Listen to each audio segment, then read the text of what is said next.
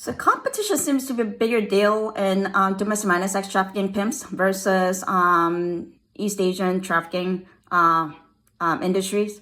So this one pimp is saying the competition breeds excellence. If you can get your workers going at one another, each trying to outdo the others, you will always win. You don't want them to be friends. You want them to distrust and dislike one another so that you end up controlling them all.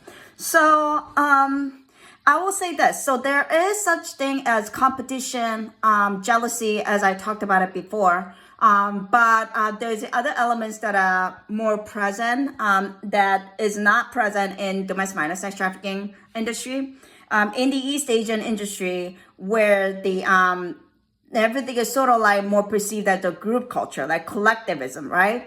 How that the coercion playing into collectivism are very different. So instead of there are competition in some way, but other times in the East Asian culture, how the trafficker control the workers is that they're enforcing the overarching rules. So for instance, and if someone made a mistake, let's say they made a mess with condoms, or they broke a rule without knowing what they're doing, and nobody knows who broke the rule, and that person's mistake and the fines applied to that person will be applied to everyone in the group. So that's how the East Asian traffickers control the workers. So you might run into victims that say, oh, I never had any problem with my traffickers. Or she'll say things like, oh, she's very nice to me, right? Well, you have to think about like why the person is nice to your victim.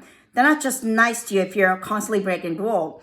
There has to be the coercion element where why your workers are so docile or be quiet and not making any trouble. And that element of coercion is playing into her head where she's constantly walking in the eggshell, right? So that is one aspect that's different from the domestic minor sex trafficking pimps versus the East Asian traffickers.